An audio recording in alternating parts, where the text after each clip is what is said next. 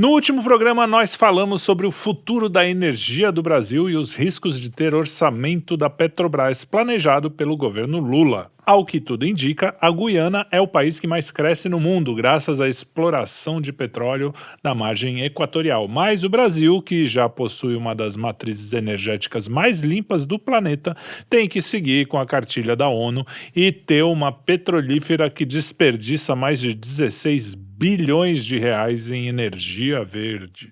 Resta agora saber o que a Faria Lima está achando de tudo isso, porque se tem uma coisa que ficou clara nas últimas semanas com o anúncio do corte de gastos do Fernando Tachad, é que quem realmente manda no país são os banqueiros. E para agradar aos especuladores financeiros, o Lula resolveu cortar até mesmo os benefícios sociais de pessoas que vivem com R$ 1.000 por mês. E no episódio de hoje nós vamos explicar como até mesmo defensores do governo e deputados do PT estão contra as medidas do Lula. Enquanto a esquerda está criticando o pacote neoliberal do governo, a direita tupiniquim parece querer fazer do Brasil o único local do mundo onde é proibido questionar a ortodoxia dos liberais. Por que será que o Trump pode adotar a economia hamiltoniana nos Estados Unidos, mas aqui nós somos obrigados a fazer tudo que o mercado diz? Hein?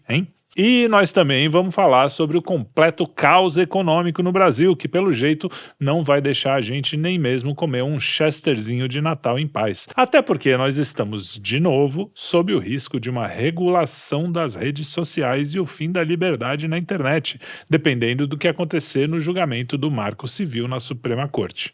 Então vamos logo começar explicando o corte dos benefícios sociais e do PPC, porque se tem uma coisa que fez o dólar disparar, foi o anúncio do governo. E aí, meus queridos, como vocês estão? Eu tô bem. E você? Quem tá bem, faz tempo que a gente não faz nada junto aqui no quinto, hein? E você, Arthur, como tá? Tô aqui, né? Sofrendo pra variar, sofrendo com elegância. Quietinho, 1h da manhã. Mas é isso, tamo aí, firme. Você tá sempre pelo mundo, né? Nunca tá no nosso horário aqui decente. Esse é o... A culpa é do nosso editor-chefe, não é minha. Nosso editor-chefe é que faz essa confusão. É fogo.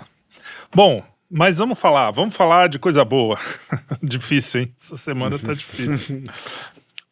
O primeiro assunto é esse corte de gastos aí, né? Que o governo anunciou. E a gente percebeu aqui essa coisa do BPC, a gente falou bastante essa semana no canal. E aí, como é que fica isso? Kim, começa com você, Kim. Então, a priori, assim, já vou sair dos finalmente pro antes. A priori, o pobre está relativamente seguro.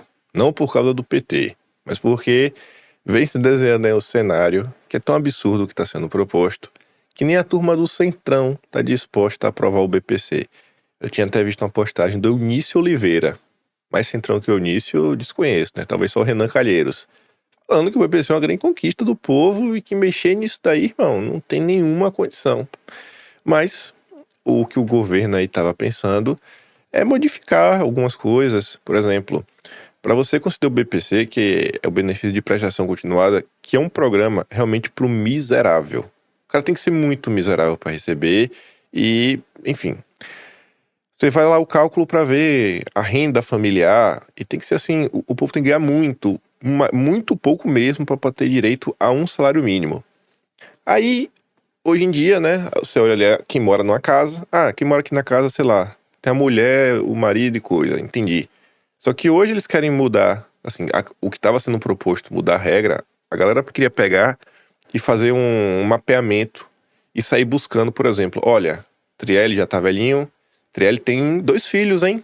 E os filhos de Trielle, a gente olhou aqui quanto eles ganham, eu acho que eles conseguiriam cuidar do Trielle. Então a gente pode cortar o BPC do Trielle. Vamos ligar pro filho dele e mandar o filho dele, né, entrar em campo aí para ajudar. E isso não importa a relação, né, que tem entre pais e filhos, porque assim, você olhar toda a questão da família próxima, a gente sabe que tem coisas tristes, como por exemplo abandonos Sim. mais velhos por aí, e não tá nem aí. Aí fica aí, o problema é seu, irmão. Se você for abandonado por seu filho, o problema é seu. A gente não tá aqui preocupado com isso. A preocupação do governo é estritamente o corte de gastos. E aí você olha o que está sendo proposto, qual o programa, qual o público-alvo, que são os miseráveis, né, que está abaixo, basicamente, da linha da pobreza. E, enquanto isso, programas como o Perse, que foi criado recentemente, e o próprio criador até foi alvo de uma série de matérias do jornalista investigativo Tássio Lohan, que mostra que ele conseguiu se beneficiar, né, dessa isenção fiscal na casa de, quer dizer, acima de 7 dígitos em 2 de suas empresas, sendo que o PES foi criado ali para auxiliar as empresas na época do Fica em Casa, e uma das empresas desse deputado, inclusive, foi aberta após a crise aí da pandemia, mas ainda assim o grande PES está aí. O Felipe Neto conseguiu isenção fiscal, acho que em torno de 14, foi 17 milhões, algo assim. A Globo, o Grupo Globo, né, quando você coloca quase todas as empresas do grupo, mais ou menos 170 milhões. Isso daí ninguém quer cortar. O corte de gastos do governo Lula, o arroxo, é feito em cima do pobre, que parece que é para sobrar um pouquinho pro rico. Então a gente vê toda essa dinâmica aí de discussão, corte de gasto, corte de gasto, corte de gasto, que, na boa, podia cortar também do rico, mas não vai resolver nada. E não vai resolver, não é porque cortar gasto não faz diferença, é porque a gente não está mais diante de uma situação que é cortar gastos. O arcabouço que a Equidade propôs, e vai ter gente da esquerda até pontuando isso, ele basicamente está colocando o Brasil na rota de crescimento de gastos ano após ano, ano após ano, ano após ano. Se você quer realmente resolver a situação, controlar a trajetória da dívida, você tem que fazer uma modificação profunda em todo o gasto do Brasil, né? Gastos e receitas. Receita até o governo está se empenhando, né? Que é a criação de novos impostos todo santo dia para tentar fechar o buraco. Agora, realmente discutir de forma séria. Cara, o que a gente pode fazer para cortar gasto? Ou então também discutir receita de forma séria. Por exemplo, pensa você, Trielli. Você tem a dívida, mano. Beleza, você precisou por alguma razão, você ficou doente, você queria realizar o sonho do seu filho para ele, sei lá, estudar fora, comprar uma casa que estava na oportunidade. Você ganha, sei lá, 5 mil reais, tem uma dívida de 10. Pode demorar, mas você paga. Mas você tem 2 opções, né? Ou você começa a economizar, você começa a reduzir seus gastos, por seus 5 mil reais tentar sobrar um pouquinho no final do mês, pra você conseguir pagar a dívida, ou você vai fazer hora extra para tentar ganhar um pouco mais de 5 mil, ou você vai arrumar um segundo trabalho, ou você vai tentar arrumar um novo emprego, ou seja, você vai tentar buscar, né, aumentar o seu recebimento mensal. E quando você olha para o Brasil, o que está sendo discutido hoje para você realmente aumentar o PIB brasileiro? O que está sendo discutido? Não tem nada, não tem assim, um plano. Qual o direcionamento que a gente tem? Quais são as medidas que estão sendo pensadas, discutidas no parlamento, que vão levar a um aumento de produtividade do país? E é coisa assim simples. Por exemplo, todo mundo acho que consegue conceber que se seu produto é mais barato de produzir e você vender pelo mesmo preço, você vai ter um lucro maior. Para você abaixar o preço do produto, você poderia ter uma energia mais barata, e não tem, acho, nenhuma discussão em torno disso daí no parlamento. Você poderia ter um custo menor de frete, também não tem nenhuma discussão grande aí sobre infraestrutura. Então, não tem nada, nenhuma discussão, nenhum tipo de envolvimento, nenhum tipo de discussão profunda sobre a melhoria de logística, infraestrutura, produzir mais energia. Não tem. Então a gente fica nessa. O Brasil não aumenta a sua produtividade, o PIB está estagnado, os gastos, por outro lado, seguem aumentando, e fica aí nesse jogo de empurra, o Lula e o mercado, e sempre quem paga a conta é o pobre.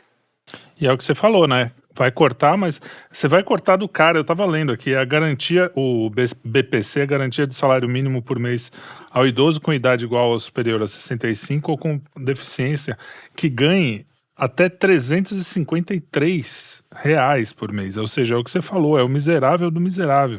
Então, assim, nem vai economizar tanta coisa assim, deve ter outros lugares até para cortar. Mas não adianta, se você não. A gente vê, o que os caras estão gastando é um absurdo, com coisas absurdas, né?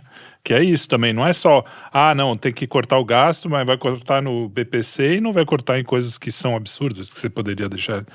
Então, o que você falou é bem por aí. E você, Arthur, o que você acha, cara? Como estamos? É isso Olha mesmo, só. né?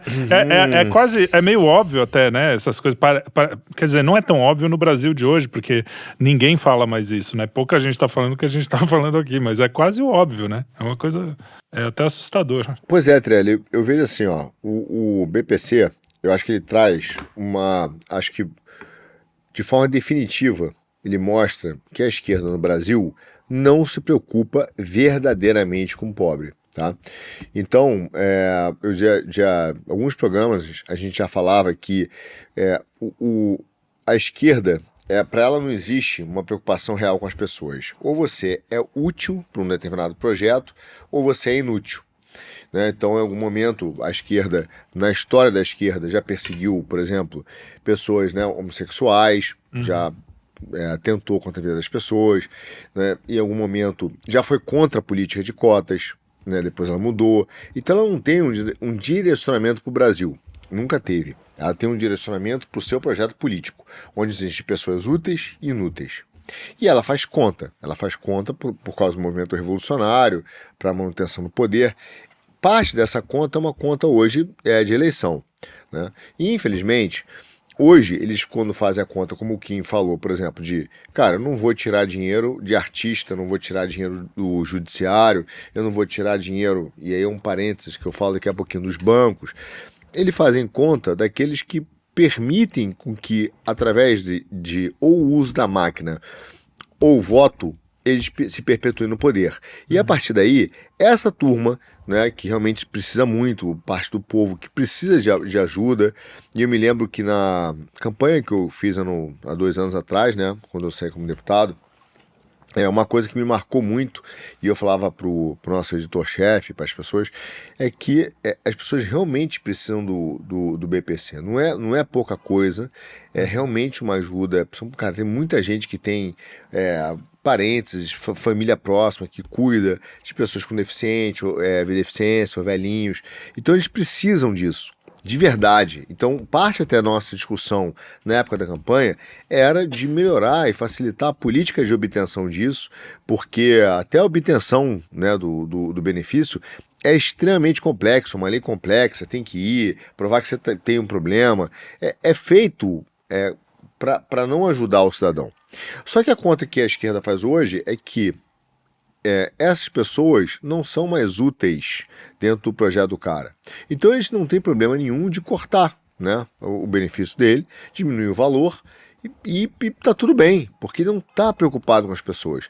No final das contas, no frigir dos ovos, isso é uma mensagem importante. É aquela história que eles usam a pobreza, né, para deixar o pobre numa fazenda, que é um momento em que ele bota um cercadinho e a partir daí ele negocia para ter voto.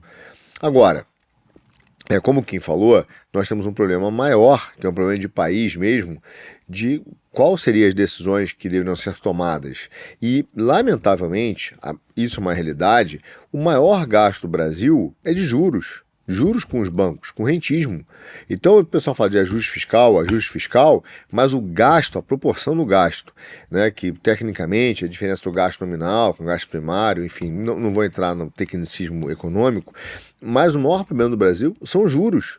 E é claro que você tem um peso fiscal, né, nas contas, porque a gente não consegue pagar nem as contas, né, ainda mais contas com juros, mas o nosso maior problema é juros bancários. E, obviamente, você tem, a partir mesmo com o gasto do governo, um gasto que é extremamente ineficiente. Né? Eu não quero fazer, digamos assim, populismo jurídico, dizer, olha, gente, olha como o judiciário do Brasil é caro. Essas contas saíram, aparecendo em vários lugares, é óbvio que ele é caro. Mas se você está com uma emergência fiscal, desculpe, é um absurdo total. Por exemplo, o Barroso, que fala que está preocupadíssimo com o povo e que dá lição de moral, que fala que tem um cristianismo no mal do Brasil, falar que o judiciário é barato, proteger os seus interesses, enquanto tem, de fato, pessoas como, por exemplo, do BPC, que vão fazer um sacrifício, a fórceps, mas vão fazer um sacrifício, né, para poder o judiciário continuar com o mesmo custo. Então, nós fazemos escolhas, como, enquanto país, muito mal feitas. Nós não temos um esforço coletivo. Nós temos um esforço de segmentos, né, que tentam defender os seus interesses, e esses caras falam, eu não vou fazer o esforço, faz você aí. E, lamentavelmente, o que a gente vive hoje é isso, é um judiciário, cara, que não está preocupado verdadeiramente com o país. Você vê que na hora que precisa mesmo de um esforço coletivo, de uma demonstração, né, de grandeza, dizer, cara, às vezes até psicológica, né? Uma demonstração como exemplo, claro, né? Porque isso faz parte também de um cargo como do STF, um cargo de presidente, um cargo de...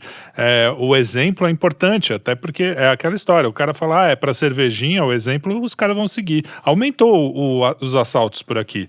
Eu não sei se é uma coincidência, mas é uma questão de exemplo mesmo. O cara fala, até o presidente faz isso, não sei o quê. A mesma coisa. Os caras, isso serve para todos esses funcionários públicos. O cara não é que vai fazer diferença na conta final. Isso a gente sabe que não é tão grande mesmo. Mas é o exemplo, né, cara? É o exemplo de, lembra... Aquelas coisas, eu sei que vocês não gostam muito do Churchill, esses caras assim. Mas o... Satanista. Mas é aquele negócio, o cara dá o exemplo, mesmo que seja fingido, entendeu? Mas o cara dá o exemplo. Aqui, o que me deixa espantado é que nem o fingimento que o cara poderia fazer, não, olha, veja bem, não vamos mais comer lagosta, não sei o quê, pelo menos por um tempo. Nem isso os caras fazem. Por quê? Porque eles já sabem que não tem mais... Dane-se, né? Tanto faz, porque não vai acontecer nada. Não, é isso. E você tem uma política, infelizmente, do Brasil que a gente não enfrenta os problemas. Então, é aquela história clássica que o Brasil ele é refém das circunstâncias e escravo das necessidades. E é isso aí. Então, só para mim só fica claro isso, que a esquerda de verdade ela não se preocupa com o cara que realmente precisa. E até acho, né, que concordo com uma visão do amigo nosso que falou assim, cara, acho que no final eles querem que as pessoas cara, vão logo mesmo, né? Passem logo pro outro lado, porque vai ter uma melhora e tal. Porque, de fato, né? Isso é visível. Então, assim, eles não estão preocupados de verdade com essas pessoas, mas no final das contas não é só uma preocupação pontual com uma parcela da população. É uma sequência de mais escolhas enquanto país que mostra que a gente não tem esforço coletivo nenhum, cara. Nenhum mesmo. Então, agora a gente tem uma coisa aqui. Eu vou falar já da questão da esquerda, que a esquerda também brigou, né? Também ficou meio irritada, principalmente a esquerda raiz, ficou irritada com esses cortes. Mas você estava falando dos bancos, né? Eu percebo, eu não sei se eu estou errado, aí vocês dois podem me ajudar aqui a essa visão, que parece que o dono a gente fala na Faria Lima como se fosse uma coisa só, né? Mas na Faria Lima tem o Setúbal, né? Tem os donos dos bancos, os caras que... E tem o sujeito que tá lá trabalhando literalmente na Faria Lima, que é o carinha que tá lá tentando ganhar a vida e não sei o quê. A gente vê que a Faria Lima, em pesquisa, né? O mercado financeiro não gostou, não gosta, tá insatisfeito com o Haddad, mas aí a gente vê os donos, né, os grandes caras lá abraçadinhos com o Haddad, não sei o quê, não, veja bem. Como é que é essa diferença? O que o banco, o dono lá, não o Faria Limer lá, médio, mas o que o dono ganha com essa história toda? Porque os caras parecem bem contentes com tudo, mesmo com o mercado chiando, com dólar alto, não sei o quê. Então, uma vez, acho que foi alguns programas atrás, o Kim falou uma coisa que, cara, é muito verdade. Existe uma diferença entre o dono do banco mesmo, o cara que manda, e o outro que trabalha para esse cara, que está na mesa de operações, que é o broker, que acha que é do mercado, que é da Faria Lima, só porque ele está numa mesa de uma corretora, etc. Esse cara... ele é considerado mercado, mas ele acha que manda, entendeu? Ele é que nem um bando de formiga em cima do tronco, em cima de um tronco dentro do rio. Ele acha que está guiando o tronco, mas ele só está ali passeando, porque o tronco está indo de acordo com a correnteza, mas ele tem certeza que ele está guiando o tronco, entendeu? A maioria desses brokers, etc., não tem, de fato, cara, nenhuma influência relevante e representam o mercado, nada disso. Eles são caixa de ressonância de um discurso único, liberal, ortodoxo, né, que repete as coisas baseado numa ideia única, num pensamento único. Agora, esse é um grupo. O outro grupo, esse não, é o grupo que controla o Brasil mesmo, que aí tem o Setúbal, tem a Febraban, tem o Bradesco, Tem o BTG, tem a Plural. Esses caras, de fato, eles decidem ali algumas políticas econômicas e eles são o que nós chamamos, cara, economicamente, de rentismo. Então eles não financiam, por exemplo, tem uma discussão aí que tá gigante no Twitter, né? Mas da galera aí perturbando o Kim, mas assim, são os liberais. Mas ele não é o cara que ele financia o dinheiro. Entendeu? Ele empresta dinheiro para o dinheiro. Ele não empresta o dinheiro para a criação de novos meios de produção. Então, no máximo que ele faz é emprestar dinheiro para quem já tem os meios de produção e bota os meios de produção como garantia. Então você tem uma série de questões que a gente trata disso, mas esses caras são rentistas. Então eles estão sempre trabalhando com uma transferência de riqueza ou de alguma empresa que está produzindo do excedente de produção, do excedente de lucro para o banco, né? Então, assim, na prática, o cara produz, mas o excesso, o valor agregado, o valor que ele produz de verdade é transferido via taxa de juros, e a taxa de juros deixou de ser uma compensação de uma remuneração por um risco que o cara incorre em relação ao dinheiro, para ser uma taxa de transferência de riqueza. E da mesma forma, o cara faz isso com imóveis, né? Então, quando você compra a sua casa própria no Brasil, quando você faz a conta, você paga 3 ou 4 apartamentos, entendeu? Que o cara financia você, por exemplo, olha que loucura, a IGPM mais 12 em 10 anos. Só o 12% ao ano em 10 anos dá 120. Conta burra linear, não é mais porque é exponencial. Sim. Aí você bota o GP, que hoje deve estar 8, sei lá, 10, você paga 20%, entendeu? Ao ano. Em 5 anos você dá um apartamento. Você paga o seu e dá um pro cara, né? E aí, mais 5, a mesma coisa. Então, assim, então esses bancos, eles são rentistas. Eles não estão verdadeiramente preocupados com o crescimento do Brasil. Então, se tiver uma crise qualquer, qual é o efeito da crise? Né? Como é que um governo sai de uma crise? Ele sai de uma crise grande, fiscal, a partir do momento que ele começa a ter que reduzir o seu déficit, o seu prejuízo. Como é que ele faz isso? Ou ele aumenta a receita, que é dificílimo hoje, porque não tem como aumentar mais imposto, o Haddad está fazendo, já está no talo, ou ele começa a vender ativo. Então, parte da crise, o mercado financeiro rentista adora a crise. Ele gosta da crise, ele deixa o governo chegar na crise. Porque através da crise, daqui a pouco ele vai dizer assim, cara, vocês têm que privatizar. Então, você tem que privatizar a Petrobras, você tem que privatizar o Banco do Brasil. Então, é obrigar que o governo comece a vender ativos para reduzir o tamanho do buraco. Entendeu? E assim os caras vão fazendo essa taxa de transferência e tomando conta das riquezas naturais ou produtivas da população. É um agiota então, chique. No final das contas, é isso. É um agiota, exatamente, um agiota institucionalizado. Cobra caro e depois toma o que é teu.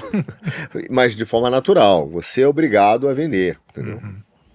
Ô, Kim, pra gente não se estender muito, vamos falar, você que é mais ligado no que a esquerda fala, como é que foi a reação? A esquerda também não gostou, né? Os esquerda raiz não gostou dessas coisas aí que o Lula fez, e o Haddad. Tem uma galera que tá pontuando aí que é uma das maiores traições que já viram na história. Eles pontuam essa questão do BP, porque assim, não foi só o corte no BPC. Isso também tem a limitação do crescimento do salário mínimo.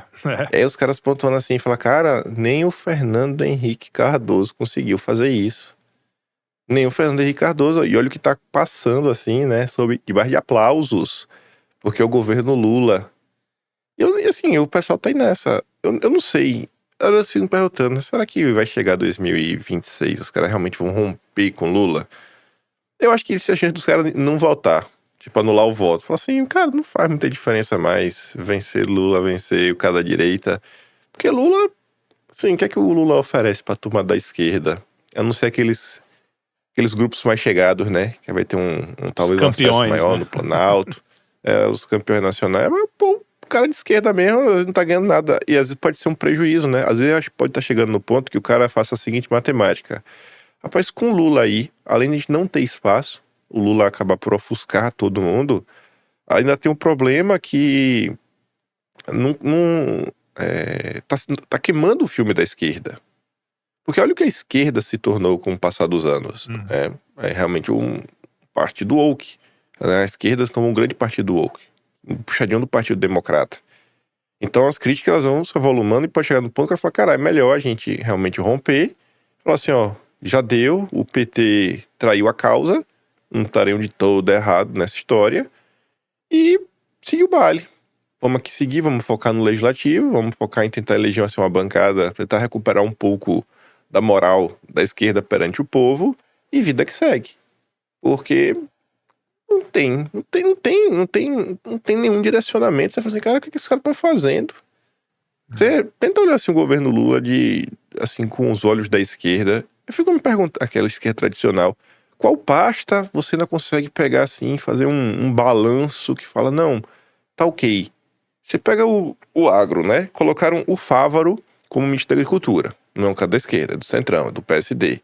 Aí aí o Lula, para não ficar 100% na mão do PSD, ele dividiu, pegou lá o desenvolvimento agrário. Aí colocou na mão do Paulo Teixeira. O MST tá reclamando que nada avança. Aí você pega a economia. O Haddad, e a própria imprensa diz, é o mais tucano dos petistas.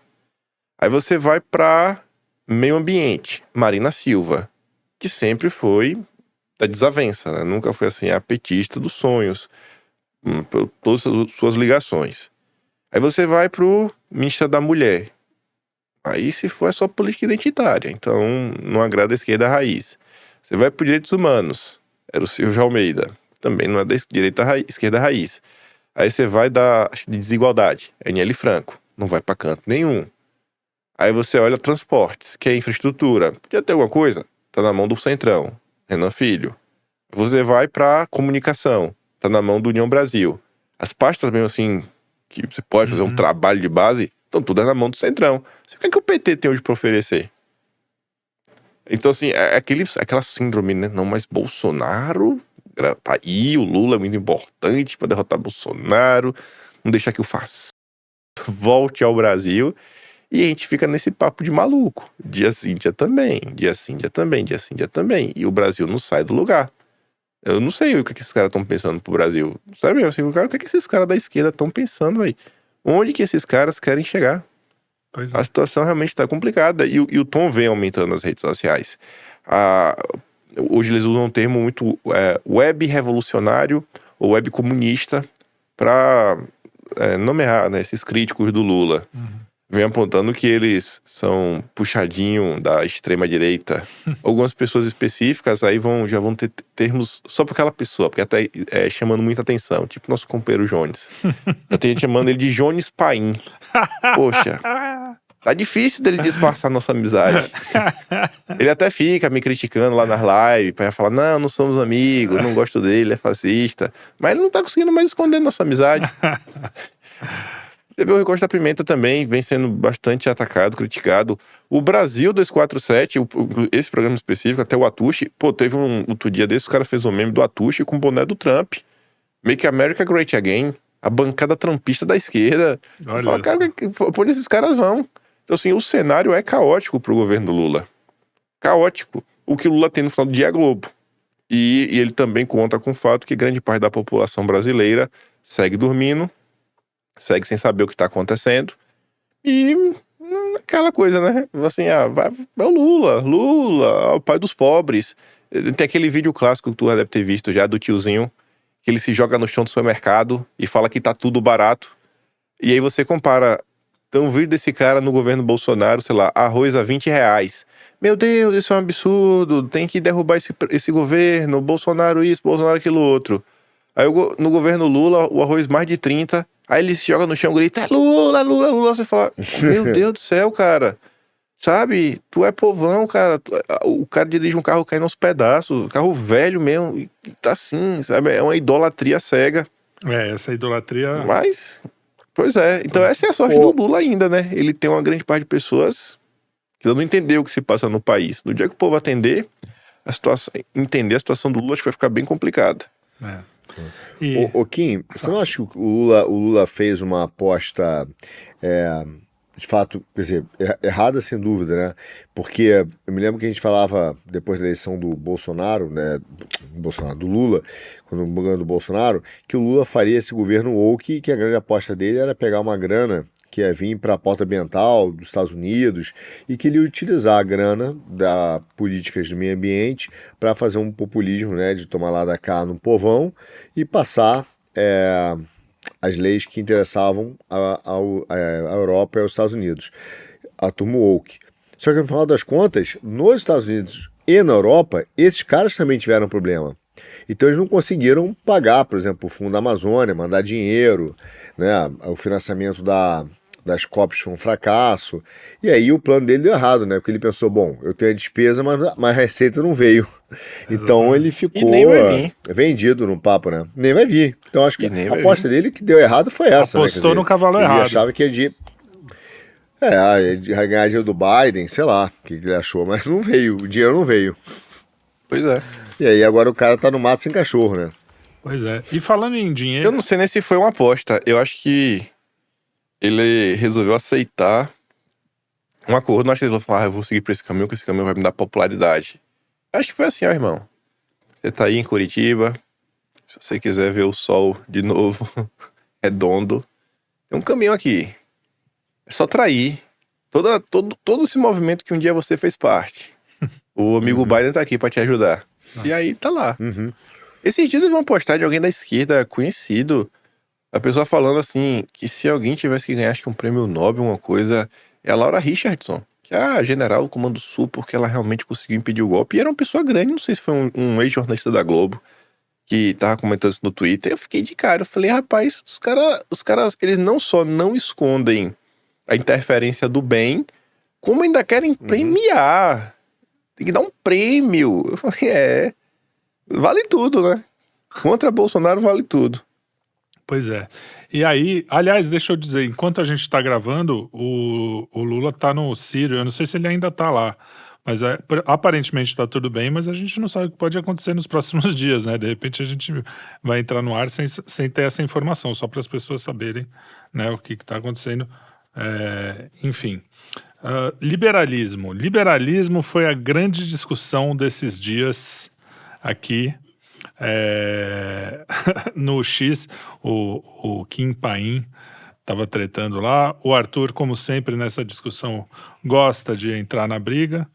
E, cara, é uma coisa que já no Quinto Elemento, já apresentando aqui programas e tal, eu tive discussões internas aqui com o Lucas, nosso querido Lucas Onogato, sobre isso, porque eu era muito mais liberal, minha cabeça era muito mais liberal. E depois, não só por causa do Lucas e por causa das nossas conversas aqui, muita gente, muito liberal americano também começou a ter, o pessoal que eu ouço de podcast, na Europa também, começou a falar, cara, liberalismo é legal, mas olha aí o que está acontecendo com o Google, olha o que está acontecendo com a Apple, olha o que está acontecendo com a BlackRock, né?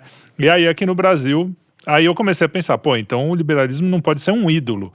E aí os caras já confundem, né? Porque aqui ou é 0 ou é 100, você não tem nuance. Então você fala, não, o liberalismo não pode ser o ídolo. Mas é legal, o mercado, né, aberto, as pessoas poderem fazer as coisas e tal. Mas enfim, tudo isso para falar que teve um caso nos últimos dias com o deputado Felipe Barros lá, Felipe Barros, meu xará, e vários caras da direita, em meio a essa polêmica da BlackRock, o líder da oposição foi acusado de não entender nada de economia. E aí deu essa treta, por quê? Agora vocês explicam aí, que vocês vão explicar melhor que eu. Quem quer primeiro? Barros é comunista. Felipe Barros é comunista, é isso mesmo? Mais ou menos é o seguinte, ó. Vou trazer um resumo de porque teve a treta com o Felipe Barros. O dólar subiu, né, numa sexta-feira muito emocionante. E dias antes a BlackRock falando que o Brasil é um lugar muito bom, né? Para investir, confia no Brasil. Destoando aí de muitos investidores. Investidores, adoro esse nome. Investidores. O cara tá investindo no Brasil, tá bom. Aí falou que tava muito barato, vale a pena investir no Brasil. Aí o dólar subiu e o Felipe falou, vou questionar aqui. E o Felipe não tá assim questionando só a subida do dólar. Assim, tem que controlar o dólar na mão, o Banco Central tem que matar no peito. Ele não falou nada disso. Falou, vamos aqui dar uma olhada, né? No soberania nacional, vamos ver que quero questionar aqui o CAD, quero questionar o Ministério da Fazenda, quero questionar a Receita, a CVM, pra saber O que aconteceu aqui nesse momento? Teve alguma questão, alguma empresa aí que agiu de forma predatória? Conta aí pra gente. E falou numa boa, né? Vamos aqui, vamos lutar contra o globalismo, que a turma dele tanto fala, né? Vamos aqui olhar. Aí, não demorou muito, começa a ver a galera. Ai, Felipe está falando sobre controle de capitais. Eu falo, meu Deus, hein? Aí, Felipe tá fazendo isso. Aí, Felipe tá fazendo aquilo outro. Aí vem o coleguinha dele, deputado, que agora tá no Partido Novo. Você está bem? Aí o povo começou, né? Pronto, Felipe Barros virou de esquerda. Aí no dia seguinte, acho que pra tentar mostrar ao pessoal o que ele tava tentando comentar, o Felipe pontua o que aconteceu lá nos Estados Unidos, né? Ele fala, ele dá RT na questão lá do Trump, na questão do BRICS, ele fala, pô, e aí? Será que o Trump é de esquerda? Será que vocês não conseguem entender que às vezes algumas dessas questões, né, algumas dessas medidas, não é puramente a questão econômica que está sendo aqui discutida, não é para ir contra o modelo econômico, mas para garantir, né, a soberania nacional em alguns pontos. E aí, o Trump tá errado também? O Trump é de esquerda agora? Aí pronto, vem lá um deputado do Partido Novo para falar que o Trump basicamente é um comunista, né? Essa família é comunista. O Trump é comunista. Eu falei, tá, todo mundo é comunista. E aí começou. E aí essa treta foi crescendo dia após dia, porque para o liberal brasileiro, você não pode fazer nada, não pode ter nenhum tipo de controle no mercado de capitais. Só o controle que eles impõem. O mercado se autorregula. Então, por exemplo, o liberal brasileiro, ele acha que não existe monopólio, não existe oligopólio, não existe nada. A CVM e o CAD tem que estar aí intocável. Quando eclode o problema da Americanas, eles não abrem a boca. Isso é que eu achei que caiu a máscara. Nas Americanas caiu a máscara. Porque se eles criticam, né, fica feio, aí eles podem não arrumar emprego, eles precisam disso, né, não tem capacidade de trabalhar com outra coisa. Então eles ficam calados nessa questão Americanas. Quando a Febraban vai lá fazer almoço para chamar o Haddad, para apoiar o Haddad, eles não abrem a boca. Quando o Dedé fala, aí não é mais que não abre a boca, eles veneram, né? André Esteves é o ídolo dessas pessoas. Da mesma forma que você vai na casa de uma pessoa humilde, você vê o quadro de Jesus Cristo, você vai na casa de um liberal, tem a foto do André Esteves, tem um altar. Eles rezam pro André Esteves. É o sonho deles, um dia trabalhar no BTG. É o sonho de 11 a cada 10 liberais brasileiros. É ser vassalo do André Esteves. O sonho deles é ser o Ciro Nogueira. E o sonho do Ciro Nogueira talvez é ser algum familiar do André Esteves para poder dormir com ele. Então a gente tem esse cenário, sabe? Assim, é absurdo o que está acontecendo. E você tenta colocar uma discussão, você fala, irmão, olha só, se você está aí sentado na sua casa, você pega o seu telefone, aperta um botão e o seu investimento sai, você desinvestiu porque você está ansioso, medo, você não é investidor, cara, você é só um especulador.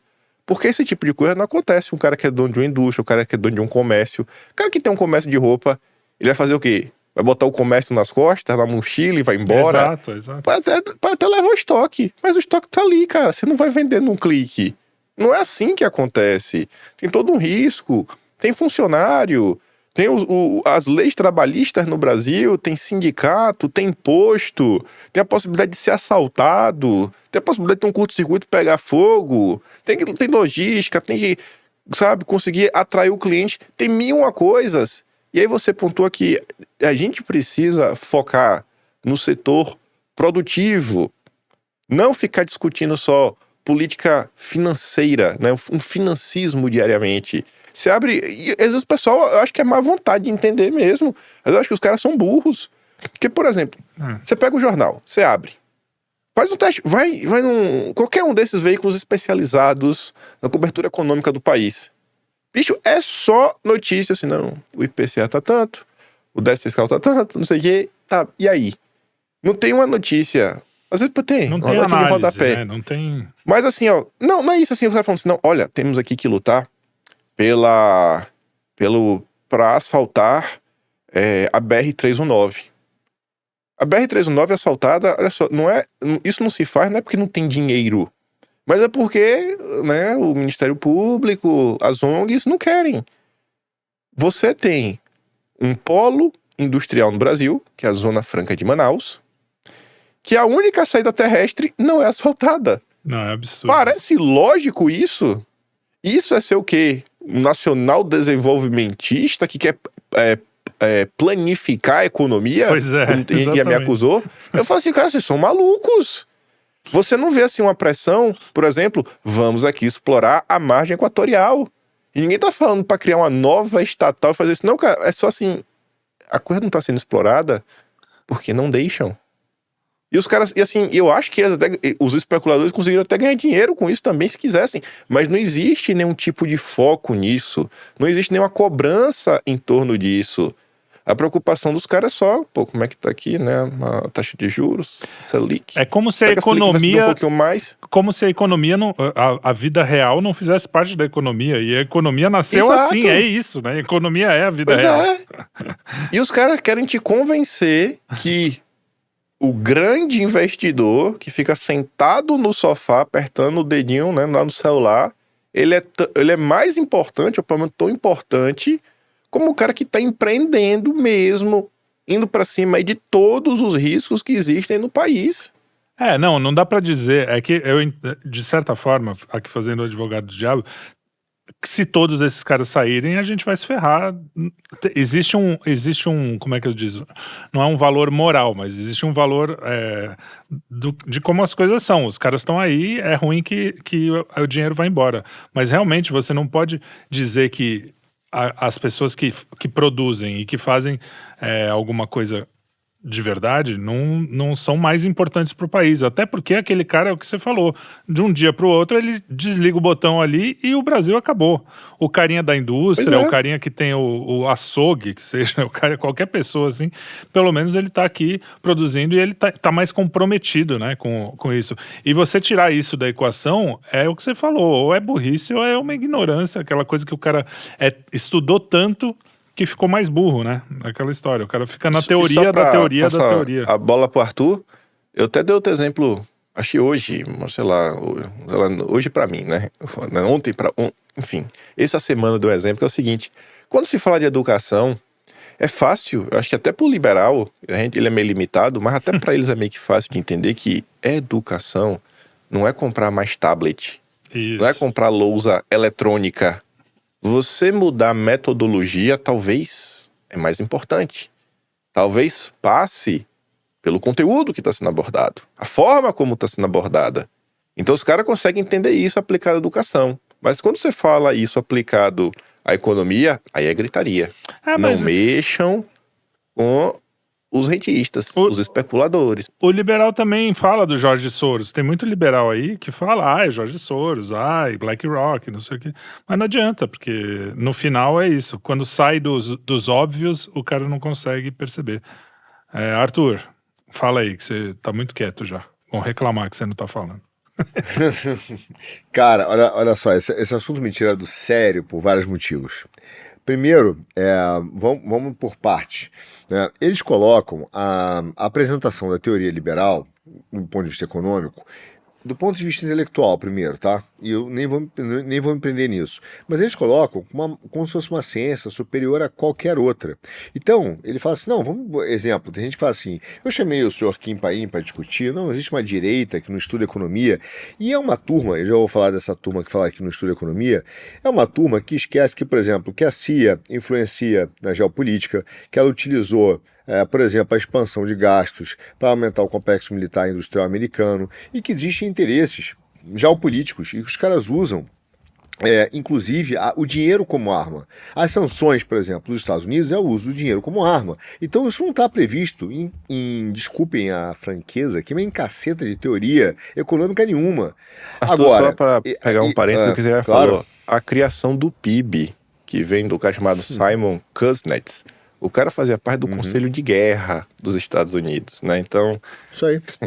Enfim, né? É isso, olha só, o objetivo era isso, era ver qual é o tamanho do impacto, né, do esforço de guerra, da produção, enfim, a teoria da modernização, a própria teoria do crescimento, tudo isso foram narrativas e metodologia matemática, invasão da matemática na economia, mas isso, honestamente, Kim, são boas discussões, só que esse pessoal, ele quer trazer para uma discussão puramente teórica algo que não tem reflexo na realidade. Então, assim, que os Estados Unidos utilizam a CIA, utiliza do FBI, cara, que utilizaram vantagens econômicas, que alguém fala, exemplo, que foi hoje eu falei quando, acho que foi o Grimaldo, né, falou besteira lá para dizer da país de argumentos, ele fala, não, a Coreia do Sul, porque dá o exemplo da Coreia do Sul, fala, cara, a Coreia do Sul tem uma estatal, que é a Cogás, que é feita para explorar o gás de forma mais barata para sua indústria. Existem interesses coletivos de países que eles utilizam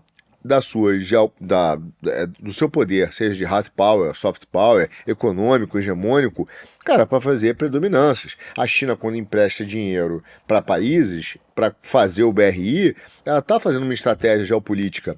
Pode ser intervencionista ou intervencionista, isso é outra discussão. Mas o o fato BRI é que que... está falando é a nova Rota da Seda, Belt and Road Initiative.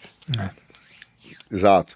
Então, assim, existem várias coisas, mas não é isso que importa, entendeu? Assim, claro que importa, eu dizendo o seguinte, não é essa discussão que os caras permeiam. Eles chegam e fingem que a discussão é meramente acadêmica para puxar para uma discussão do tipo, não, intervencionismo contra liberalismo. Só que é o seguinte, aí fala assim, não, eu queria fazer um debate com o senhor Kim Paim, primeiro que com a gente, sim, mano, ninguém quer debater de verdade, eles querem debater da aula de doutorado, porque quando chega na vida real, vou dizer, meus amigos, me desculpe, tá tudo lindo o seu pós-doutorado em onde você quiser fazer, sei lá, pô, em Cambridge, em Harvard, etc. Mas vou te contar minha história de vida. Pô, eu trabalhei no Opportunity, trabalhei com o Daniel Dantas. Eu fui sócio da Ágora Corretora, vendi a Ágora Corretora pro Bradesco. Nós vendemos em 2008. Eu fui sócio da Bolsa de Nova York. Então não vem me dizer como que o Adam Smith escreveu, porque eu li o Adam Smith, entendeu? E eu sei mais do que isso. Eu sei como esses caras trabalham. E eu garanto para você que eles não aplicam o Adam Smith. Eles pensam, cara, como eu ganho dinheiro, derrubo meu concorrente, e se tiver que criar um monopólio, eu vou criar.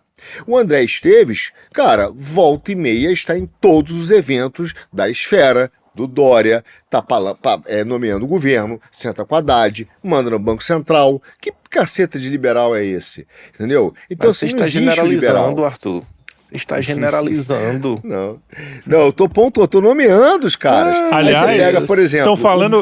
Falaram que o Kim é agente da China, é um agente horrível, né? Porque a gente vive descendo a lenha na China. O Arthur outro dia bateu na China. Puta gente... Eu vou falar com o Xi Jinping pra ele parar de te pagar, velho. Porque tá gastando mal contigo. Os caras não ouvem a gente, eles não sabem o que a gente pensa, o que a gente fala, e ficam falando, vocês não criticam. Porra, tem 50 horas da gente falando aqui. Vai assistir lá e ver se a gente não critica. O Kim? Vai lá. O Kim recebe da China e o do Duguin, né, cara? O do Duguin, mas isso tudo... Mas acontece, a realidade, Trelli, que me desculpem, é que esses caras, eles são anti-Brasil. Eles estão preocupados com o bolso deles. Então eles não têm... Aí vem um discurso muito simples, né? nacionalismo contra liberalismo. Isso é uma falsa dialética. Claro. É um falso embate. Porque não é isso que a gente está falando. Isso aqui é o estado máximo ou mínimo. Isso é papo de babaca, velho. Você me desculpe meu palavreado. Não é assim que funciona, entendeu? Não é assim a vida real. Então eles simplesmente querem trazer para um debate que não tem fundamento na realidade. Então, por exemplo, eu sempre falo, o exemplo da Bolsa de Valores, já que o pessoal gosta de postar vídeo lá na Bolsa, né? Então eu vou dizer, cara, o que acontece com a Bolsa?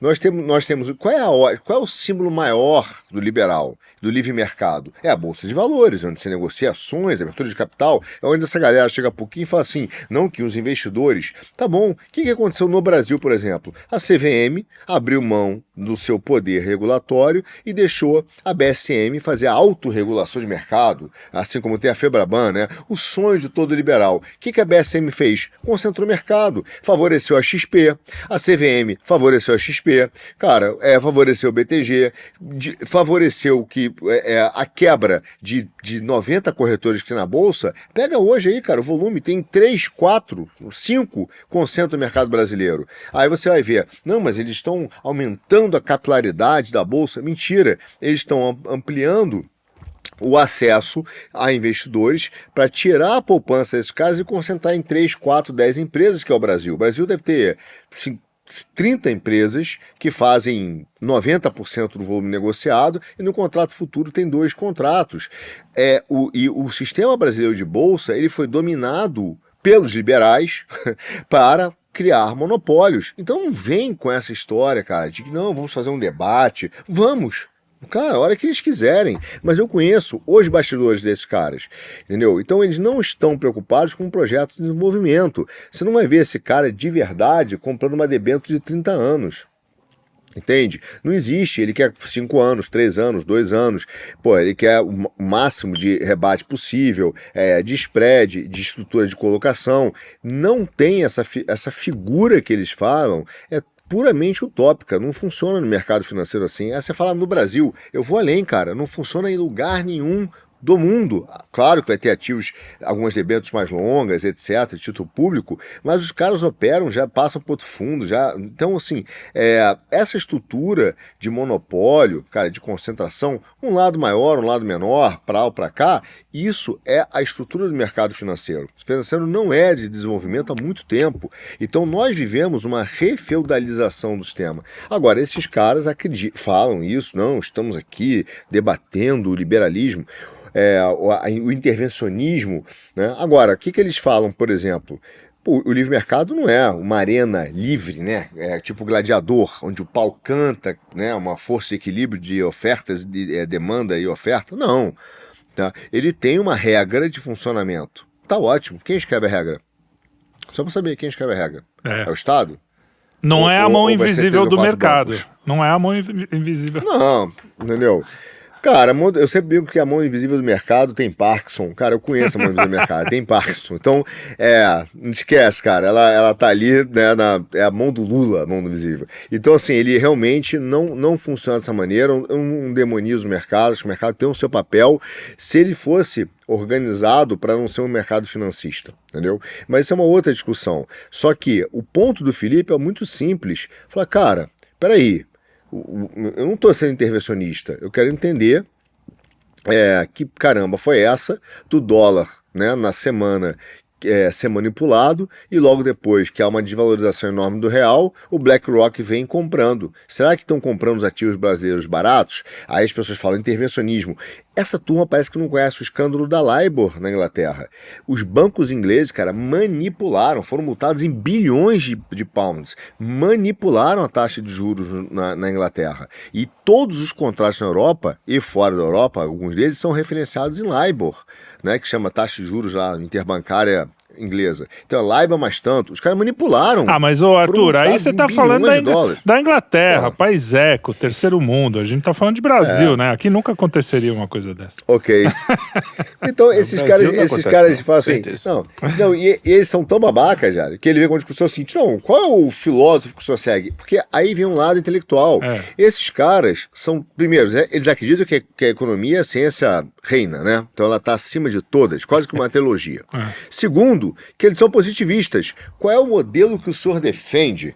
É do List? É do Adam Smith? É do Keynes? Não, eu defendo o que é bom pro Brasil. Então primeiro eu vou usar, cara, se pro Brasil crescer e nós ganharmos dinheiro, tiver que usar como ferramenta o Keynes intervencionista, nós vamos usar. Porém, se for melhor para o Brasil, né, dos interesses do Brasil, começar a propagar a ideia de que nós temos que ser mais Adam Smith, seremos. Sim. Se for do interesse do Brasil sair, fazer uma força militar gigante, com esforço coletivo enorme, e usar a pancadaria, se for necessário para defender o Brasil, nós faremos. Então, esses caras são uma inversão, eles querem ser positivistas e, ao mesmo tempo, botar a economia acima de todas as outras, como se não existisse CIA, né? Como se não existisse reguladores. Então eles criam um mundo que não existe, cara. Então os caras me tiram do sério, porque eles vêm com esse cabotino, né? O cara veio pra mim e falou assim, o senhor tem que ler Adam Smith. Eu falei, irmão, olha só, enquanto você estava estudando lá, eu sentava no Opportunity com 20 anos de idade, já estava na faculdade de engenharia mecânica ainda, e tive aula com o Perso Arida, entendeu? E o Perso mandava ler Blanchard, e a gente tendo que ler o Oliver Blanchard para entender aquela caceta, tendo aula com o Perso. Então não me enche o saco dizer que a gente não leu, isso é pedantismo, cara. É gente arrogante que parte do princípio que é mais inteligente porque leu 2 ou 3 livros, entendeu?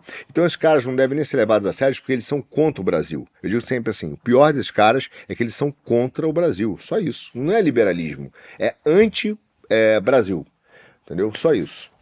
Eu mesmo hoje em dia, cara, eu caguei pra esses livros. Eu prefiro só olhar o mundo real, cara. Assim, vai ter coisa que, obviamente, o livro é muito importante, dá um direcionamento, você entender algumas coisas. Mas quando eu chego lá, eu abro a Biblioteca Nacional, vou lendo as notícias, vejo o que aconteceu lá atrás, vejo que tá acontecendo a mesma coisa hoje. Eu falo, pô, isso é estranho, né? Aí você vê que em outro momento aconteceu a mesma coisa, em outro momento aconteceu a mesma coisa. Aí você sai da Biblioteca Nacional, vai para o Arquivo Nacional. Aí você começa a ver vários relatos de como o mercado financeiro, né, como o dinheiro é usado como arma contra o Brasil. Aí você vê, assim, processos desde como o nióbio caiu na mão da família Moreira Salles. Aí você vê uma figura que não é tão comentada como o Azevedo Antunes. Qual o papel desse cara na história do Brasil? Como é que esse cara sentou no conselho do Chase Manhattan? O cara que, inclusive, é um dos fundadores do IPES, que é o grande órgão que fez o trabalho doutrinário para o golpe de 64. Aí você vê que quando esse cara sai do conselho do Chase Manhattan, quem assume o lugar dele é o sócio dele no IPES. Você fala, pô, pera aí, cara. E é o quê? Não tem nenhum tipo de coisinha estranha acontecendo. Aí você olha discussões mais antigas, né, porque não tinha o Banco Central. Eu lia muito ver a Sumoc, parecia meio um CAD. É porque as funções que a Sumoc tinha antes eram diferentes. Mas veio antes do Banco Central. O Banco Central é de 64. Aí quando você olha a Sumoc, você fala, pô, olha o que o primo do Alckmin fez. Que era primo, José Maria Alckmin. Inclusive, eu vendo aí a entrada da American Can, CAN, de latinhas no Brasil, que era a empresa dos Rockefeller. Na época, quem tentou impedir a maracutaia foi o Tancredo Neves. E aí tomou 1-0 do primo do Alckmin. Aí você olha a própria questão da Sumoc na época da Income, a empresa aí do Azevedo Antunes. Você fala, rapaz, aí, viva o livre mercado! Aí você olha a atuação do senhor Roberto Campos de Oliveira, né, o vovô, já parecendo que era pai do Sérgio Moro, sendo acusado lá na época de porta giratória, fazendo um relatório de consultoria que ele mesmo depois iria aprovar quando se tornasse ministro. Você fala, livre mercado! Então assim, cara, me perdoa, lê aí teus 1000 livros, eu vejo a história do Brasil. Eu sei como alguns agentes atuaram. Então, sejam felizes com a teoria. Tô aqui na prática. Todos, eu digo pra você, sem exagero, vamos dizer que eu vou generalizar, todos que reclamam da gente apoiaram a intervenção do Estado para salvar bancos na época do ProER, na crise de 2008. Adoram a Bolsa BNDES, adoram. Todos, fala de livre mercado, são todos. Se você pegar, por exemplo, Livres, Helena Landau, ex-mulher do Persarida, não sei o quê, livre. Era considerada a musa da privatização, porque ela entrou no BNDES para ajudar a privatizar, na época do governo Fernando Henrique. Cara, a privatização foi feita todo com financiamento do BNDES para os caras comprarem estatal brasileira. Então, assim, assim, claro, você entra com 20%, o cara bota 80%, 90%. Quando não podia pagar com TDA, que era entregue ao governo com valor de face de R$100 e era negociado no mercado a 10%, 5%. Todos esses caras aplaudiram isso. Então, assim, eles não têm bagagem verdadeira da história do mercado brasileiro, do Brasil, para, de fato, conversar com a gente. Agora, todos defendem isso tudo, ninguém reclama do ProER. Entendeu? Ninguém reclama do Obama em 2008 quando salvou os bancos. Aí não é intervenção. De quando o Estado tem que entrar e botar dinheiro para salvar as besteiras que os caras fazem, o Citibank pros velhinhos do BPC, aí não é livre mercado. Pros velhinhos do BPC é dinheiro do Estado, mas pro banqueiro que tá lá, beleza. É engraçado que você falou a palavra-chave, Arthur, que é o que eu tenho pensado muito nesse assunto nos últimos anos por causa disso, porque eu era um liberalzão mesmo. E todas essas coisas, essas teorias são ferramentas, bicho. São ferramentas. Os caras não olham isso como ferramenta, eles olham como dogma. Quando você coloca um dogma... E aí tem um outro ponto. Além de ser uma ferramenta, o cara que tá segurando a ferramenta, sem trocadilhos aqui, com todo respeito, o cara precisa ser um cara com boas intenções também, velho. Não adianta. Pode ser o cara pode ser o comunista mais ferrenho. Se ele usar o Estado de um jeito que ele faça as pessoas melhorarem de vida mesmo, sinceramente, nunca vai acontecer isso, porque o ser humano é caído. Aí entra o cristianismo, que a gente conhece e tal. Mas se o cara que tá atrás da ferramenta pode ser o maior liberal do mundo e pode ser o maior comunista do mundo, vai ser ruim de qualquer jeito, bicho. Tanto é que esses caras estão aí aplaudindo o Trump, que tá falando em colocar taxa para outros países. Não tem nada de liberal ali. O cara tá fazendo o quê? Ó, deixa eu ver, isso aqui é melhor pro meu país? Pô, vou fazer. Isso aqui é ruim pro meu país? Por que eu admiro o Trump? Não porque ele vai ser bom pro Brasil, porque eu tenho certeza que se ele tiver que escolher entre o Brasil e os Estados Unidos, ele vai escolher. E é isso que eu quero num líder aqui, brasileiro, num líder, né, do meu país. Então a gente admira justamente, pô, tinha que ter alguém fazendo aqui o que ele faz lá, não ele. Ele em si não é exatamente um cara pra gente. Tá aqui procurando a notícia pra falar de forma precisa, né? É o que eu digo, eu fico com as notícias dos fatos históricos.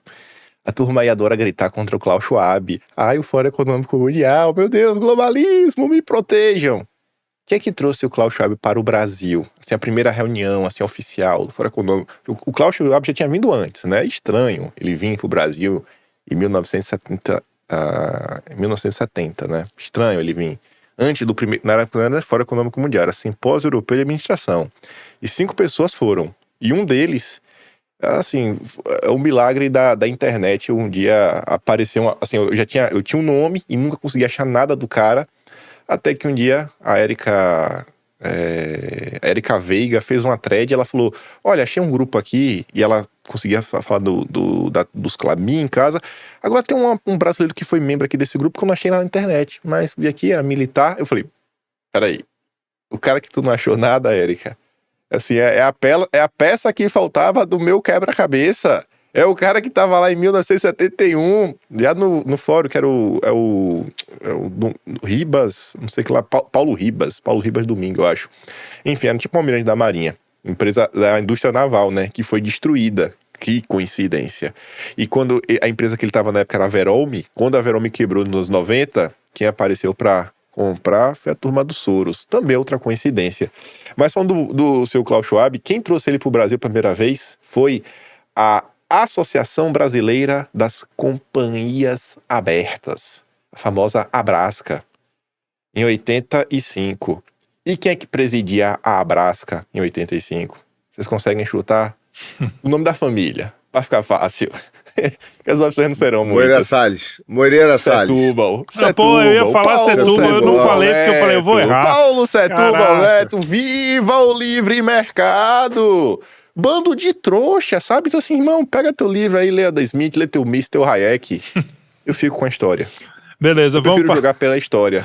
Ver quem tá aí realmente mandando na parada. Matéria do Globo de 4 de junho de 85. Vai lá olhar. Procura lá o Jornal do Dia, vê lá o que o Paulo Setúbal estava comentando. Para os 130 empresários estrangeiros que estavam aí para comprar o Brasil. Vamos passar para o próximo assunto, que a gente ainda tem 2 aqui. Deterioração econômica. Como é que estamos aqui, né? O que eu mais gosto, eu já vou direto para Miriam Leitão, que ela falou, a ceia de Natal está mais cara, mas presentes tradicionais ficam mais baratos. Que maravilha, Miriam Leitão.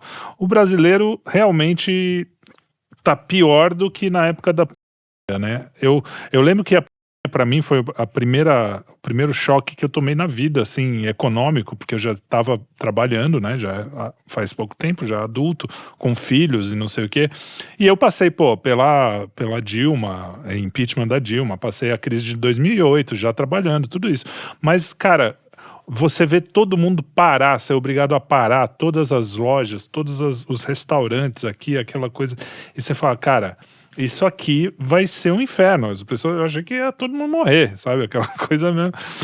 E tá bom, foi bem difícil, passamos, e logo depois o Brasil estava razoavelmente recuperado. E agora, sem pandemia, a guerra mesmo que todo mundo tá falando, terceira guerra, não sei o quê, não tá uma guerra quente ainda, tá? A guerra tá lá longe, realmente não. E a gente tá, cara, aquela coisa do osso que tiraram tanto sarro do Bolsonaro, tá rolando fila para ganhar osso.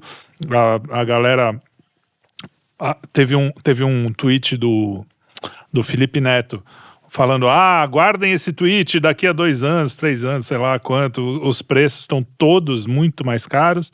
E aí, o Brasil, como é que, pra gente se recuperar disso, vamos esquecer, viver isso aí mesmo, vai ser pior que a pandemia. Mia por um tempo e depois a gente tenta sair dessa. O que você me diz, Arthur?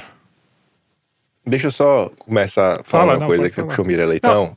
E por mais que nosso programa pauta vem antes, assim, não é 100% planejado algumas coisas.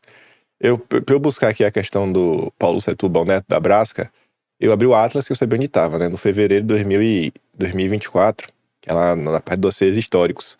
E tá na página 406.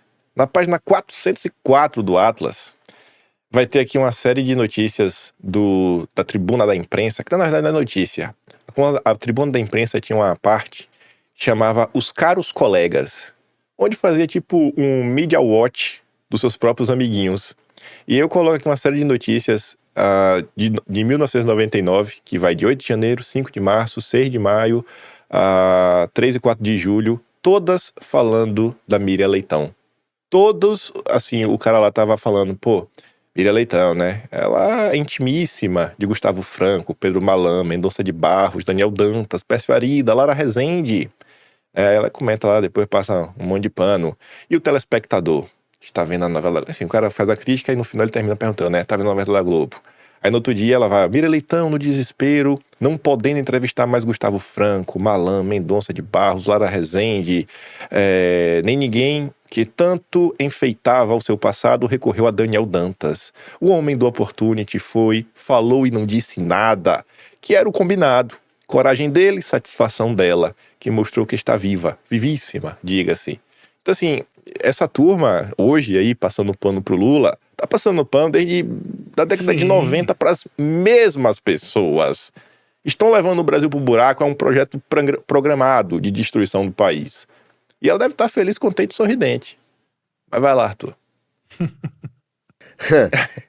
Ô Kim, eu tenho vontade de escrever memórias. Eu não tenho essa idade, mas eu queria escrever um livro de memórias. Sabe por quê? A Miriam Leitão, cara, quem se lembra? A Miriam Leitão surge no governo Fernando Henrique exatamente com isso. Eu estava no Opportunity na época. Ela era lida, porque ela era insider da Petrobras, do presidente da... E é sempre Petrobras, é o que você falou, é redundante. O pessoal acha que fala assim, a ideia da Lava Jato e tal, com a Petrobras é nova. Cara, a Petrobras é um problema. Não é de hoje. Aquele grande que eu adorava, cara, na época o jornalismo era bom. Esqueci o nome dele agora. Tô ficando velho. Acho que está tarde. Que foi do PT. Ele mesmo. Cara, era... Não, faz o jornalismo. Que foi o trotskista, depois virou conservador, que falava com o Maynard, cara. O Paulo Francis? Não. Paulo Francis. Cara, Paulo Francis morreu estressadíssimo, porque ele foi um dos primeiros jornalistas a falar dos esquemas da Petrobras, né, do governo. Sim, foi processado e disse que morreu disso. E o Renault... Isso, passou em Nova York. Mas a Miriam Leitão era insider, cara, de notícias da Petrobras. Desde aquela época tinha uma vontade de privatizar a Petrobras. E ela dava com o Daniel, e tava lá enturmada com essa galera mesmo, não sei o que, Collor. Sempre teve essa turma. Então ela passa esse pano aí, Clóvis Carvalho, na época do governo Fernando Henrique, que vivia, cara, colado nas instituições financeiras na época, né? Enfim, o Sérgio Mota. Então ela é insider dessa turma. Mas, então ela tá aí passando pano, etc. E o Kim tem razão, desde essa época, e sempre com o mesmo discurso que quase, que eu brinquei outro dia no Twitter, um discurso de intelectual orgânico gramsciano, que é o cara que fica tentando arrumar hegemonia e consenso. Mas o problema do Brasil, na questão econômica, falando agora de coração, é muito mais profundo, porque não é questão econômica. Ele larga num problema anterior. Veja só, quando a gente fala do câmbio, que afeta várias coisas no Brasil, custo, etc., ele tem uma essência que é muito simples, que é o que nós produzimos de produto com valor agregado, que as pessoas olham e falam, cara, isso tem valor agregado, eu quero comprar. Eu me lembro, quando eu era bem mais jovem, né? Para dizer que eu não tô velho, mas estou quase 50, mas bem mais jovem. O Brasil tinha, por exemplo, minha avó falava assim, meu filho, vamos pro sul comprar casaco, que o casaco de couro no sul é maravilhoso, o sapato brasileiro é um orgulho, ele é exportado para Nova York, você vai em Nova York, tem os sapatos brasileiros, etc. Em São Paulo, no interior de São Paulo, tinha, ali em Franca, né, acho que é Franca, é famosa pelas fábricas de sapato também, de tecidos, etc. Isso simplesmente foi sendo destruído, foi acabando, e nós não temos produto de valor agregado. O que o Brasil exporta hoje é matéria-prima e basicamente, seja commodities ou comida. Então, assim, produto valor agregado, nós temos ainda Embraer, no máximo temos Embraer. Então nós não temos essa turma. Mas fala, tem muita inovação em tecnologia, etc., mas nem larga com o que existe lá fora. Não é comparável, entendeu? Então existe um protecionismo que é curioso aí do livre mercado, entre eles ali, dos seus softwares, né? Enfim. Mas, de fato, nós não temos essa exportação. E grande parte do nosso povo, hoje, é um povo que se brutalizou. Então, não é um problema educacional apenas. É educacional, cultural, em vários aspectos. Por exemplo, eu estava conversando outro dia aqui com um amigo meu, que mora aqui no bairro, eu falei, cara, é muito triste que na minha época, meu pai falava, se você quiser ser alguém na vida, você tem que estudar, né? Então a gente estudava porque queria subir na vida. Hoje a pessoa pensa, vou ser jogador de futebol, vou trabalhar no OnlyFans, vou ser influencer, vou balançar a bunda, vou jogar no Tigrinho. Cara, vou fazer jogar no... Então assim, a ideia de que para ganhar dinheiro eu não preciso estudar. Então o Brasil hoje, dos 200 milhões que nós temos, deve ter uns 150, 160, que são, cara, brutos, mas muito brutos.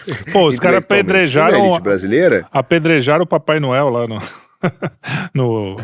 na Bahia, não foi na Bahia, não foi? Acho que foi. Salvador. Então é um povo cada vez mais bruto e que a gente não consegue produzir. Não tem jeito, cara, só vai acertar no câmbio, entende? Então assim, o Brasil vai vendo esses saltos que vai dizer, mas houve uma melhora porque de repente a China quis comprar mais commodities do Brasil. É o contrário, vou brincar, um soluço inverso, porque o câmbio que vai abaixar naquele período, esse é uma exceção. Porque o normal do Brasil é ficar ajustando, porque a gente precisa comprar matéria-prima, precisa comprar celular, iPhone, carro, né? Coisas com valor agregado. Como a gente não produz, para poder compensar a diferença da balança de pagamentos, com o Estado que gasta muito, emite muito real, é desvalorizar a moeda. Então nós teremos, a história nossa, enquanto nós não enfrentarmos os problemas sérios, achar que são ajustes econômicos, que é uma mentira. Exato. É como se tivesse alguém falando assim, olha... O problema do Brasil é que a gente precisa de um bom gestor, né, que nem o Dória, para fazer uma correção no balanço de pagamentos, dar um ajustezinho nas contas e o Brasil vai voar. Mentira! E quando nós tivermos 150 milhões de pessoas que não têm uma educação real, uma vontade de produzir, que é o que o Kim fala, né, na produção, uma vontade de fazer produtos, uma universidade que quer pesquisar sobre a verdade, não vai ser isso, cara. Então a crise econômica do Brasil é estrutural. É essa sim. Entendeu? É aquela frase que eu te falei ainda há pouco. O Brasil é um país de escravo das necessidades e refém das circunstâncias. E essa foi uma escolha das elites. E toda vez que ele tenta mudar, eles falam, não pode mudar, porque o liberalismo, a moeda, não sei o que e tal, não, o livre mercado.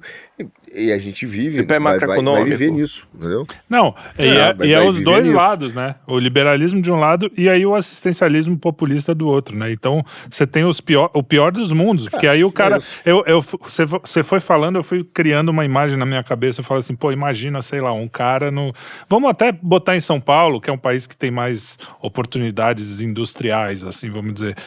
O cara tem uma ideia, na minha área aqui, o cara, pô, quer fazer um aparelho de som, um negócio de guitarra, o cara quer construir guitarra, quer fazer qualquer coisa.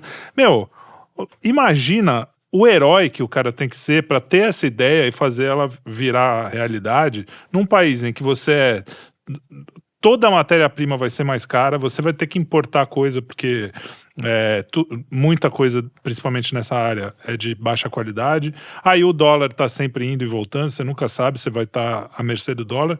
Ao mesmo tempo, o governo vai te tomar 40% do que você produz, né, de imposto, não sei o quê. Eu não sei como é que tá, mas a última vez, no mínimo uns 20% o cara vai pagar só de nota, né, só na nota. Então, cara, realmente, mesmo que...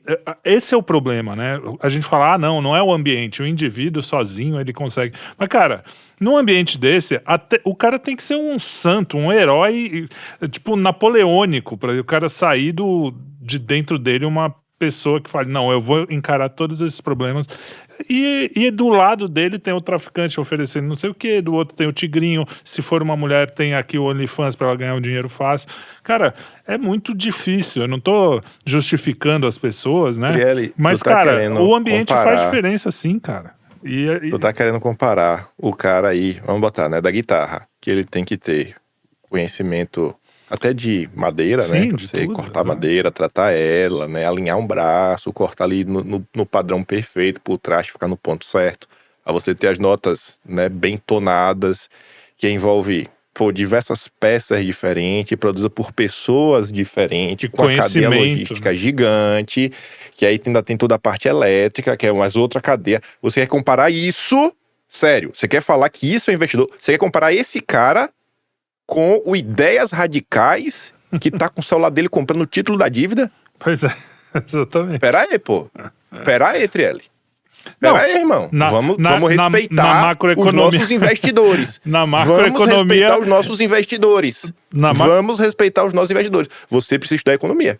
Então, na macroeconomia. Você precisa estudar Mas economia. é assim Você que tá demais, funciona. irmão. É assim que Você tá funciona a demais. cabecinha deles. Pelo amor de Porque Deus. quando você não coloca moral. Mas você tem razão. É assim que funciona, porque quando você coloca moral abaixo do resto, você vai falar, não, aquele cara vai fazer mais a diferença mesmo, né? Na economia geral. É, né? Só que, o que eu quero? Eu quero o cara que tá arriscando lá, tá se ferrando. Só que com esse Você é um ambiente, fascista, você é um esse comunista. ambiente industrial, esse ambiente de negócio Você é aqui, um comunista. é impossível. E quem causa esse ambiente é um pouco essa galera aí que você tá falando. Isso que é f***, cara. Ô, Trelli, vamos. Ó, não é só isso. Vou dar um exemplo aqui para vocês. Olha só. Microsoft, tá? Microsoft investiu naquela Open AI, né? Aham. 13 bilhões de dólares, significando que ela pode perder 13 bilhões se essa parada não andar, tá? Ela investiu 13 bilhões de dólares. Vamos supor, por hipótese aqui, que a gente faça uma revolução positiva da direita no Brasil e a gente consiga formar, vou chutar aqui, 350 dos melhores engenheiros de inteligência artificial do mundo. Atenção. Agressivo esse número, mas vamos supor. O Brasil conseguiu rapidamente formar isso. A Microsoft está vendo essa conversa, né, pesquisando, e alguém vai dizer assim, cara, lá no Brasil tem 350 caboclo, bom pra caramba, inteligência artificial, os caras são brilhantes. Eles vão se unir para fazer uma captação no mercado e trazer as pessoas, etc. E ela tem 13 bi que ela meteu numa OpenAI. O que você acha que vai acontecer? Você acha que ela vai primeiro tentar oferecer uma grana para os caras, comprar os caras, Sim. primeiro contratar os caras, segundo comprar os caras, dar uma grana pro cara vir e trabalhar com eles e etc. Se eles começarem a ver que esse é um movimento irreversível, é óbvio que eles vão utilizar das suas forças de mercado para influenciar a legislação brasileira para inviabilizar esse cara. Depois eles vão tentar inviabilizar de qualquer maneira o financiamento desse cara. E depois eles vão começar a gastar dinheiro para destruir esse cara. Porque eles não podem. Se o cara não quiser ser vendido, o cara não quiser se aliar a eles, você acha que eles vão perder 13, 14 bi de investimento só na OpenAI? Então isso é uma viagem, entendeu? Que esses caras têm, de que existe um equilíbrio de mercado que acontece naturalmente e que no final das contas, entre nós aqui, dando uma extensão um pouco maior em algumas coisas, quando você vai ver a essência do que é isso, por exemplo, vai discutindo, mas de onde vem isso? Como o Kim falou lá do Hayek, tem uma hora que ele fala, não, eu acredito na evolução natural. É uma certa forma que as coisas, ele acredita que do caos naturalmente virá ordem, que na essência é a ideia do Darwin, que da evolução, né, do inorgânico vem o orgânico. Então, assim, você fala, cara, isso é uma ideia evolucionista, né, uma ideia panteísta, tem várias coisas cristãs, anticristãs nessas ideias, que não são realistas, entendeu? Que são de origem anticristã, que não é uma colocação de uma ordem dada por Deus, em algum momento, mas é uma coisa que vai acontecendo naturalmente, que da ordem surge, do caos surge a ordem, que não é verdade, né? Não é verdade. Bom, vamos para o último assunto aqui. O marco civil da internet e o debate no judiciário foi, assim, um show de horror, né? Você vê que eu não sou jurista, não sou, mas eu sou um cara que gosta do assunto da liberdade de expressão e não sei o quê. E os caras falaram mas tanta desculpa o palavrão, o nosso editor não gosta que a gente fale, mas não tem outra palavra para dizer. Cara, que show de horror, e pensar que esses caras teoricamente são o topo do nosso judiciário, né? O que você tem a dizer, Kim? Se é que a gente ainda pode dizer, né? Depois do Marco Civil, talvez não. Cara, é um negócio que realmente é uma dureza, viu? Você vê que os caras não entendem o funcionamento básico Da da internet, exato. Fora isso, caralho. É de doer, velho. Assim, bate um desespero mesmo. Você fala, cara, o que vai ser da gente, mano? Os caras são loucos, velho. Os caras são loucos. Sério mesmo, velho. É assustador. É assustador. E os caras estão assim, postando assim uma coisa que, em linhas gerais, isso tá tão batido. Eu falei tanto. Que a empresa, ela vai ser basicamente responsável por toda a postagem na rede social. Meu amigo, é impossível você impedir algumas postagens de serem feitas. Às vezes o cara vai postar uma imagem com um texto. E como é que a empresa vai conseguir mapear isso? Um leitor de imagem. Cara, interpretar, ver se tá em conformidade ou não perante as regras. Um dever de cuidado o tempo todo. Não tem como. Entre uma mídia ativa que tem um editorial, seja um jornal, e uma mídia totalmente, não uma mídia, não, um meio de comunicação totalmente desenviesado, tipo o telefone, Exato. que aí você realmente não tem como controlar nada. Pera aí, pô, a rede social ela não é nenhum nem outro. Você não pode querer aplicar as regras de um jornal, de uma TV pra rede social. Isso não tem como funcionar. Não, até porque E os caras estão ela, aí batendo palma e não, porque olha isso, olha aquilo outro. ela é mais... Os caras Ela querem tá, destruir a internet do Brasil. ela deveria estar... Aliás, esse argumento, os caras pegaram... Isso aqui é o demônio, viu? Os caras pegaram um argumento que a gente usa justamente pra falar, ó, a internet tem que ser mais livre, que é assim, ó... O cara, se ele tivesse que controlar o discurso, ele tem que controlar todo o discurso. Aí ele vira um jornal. Que é impossível. Esse era o nosso argumento. Como isso é impossível, tem que ser caso a caso e todo mundo tem o direito de falar tudo. E quando tiver um crime, aí sim, né, sei lá, pedofilia, uma coisa assim mais grave, tráfico de drogas. Que isso, na verdade, você acaba... mais...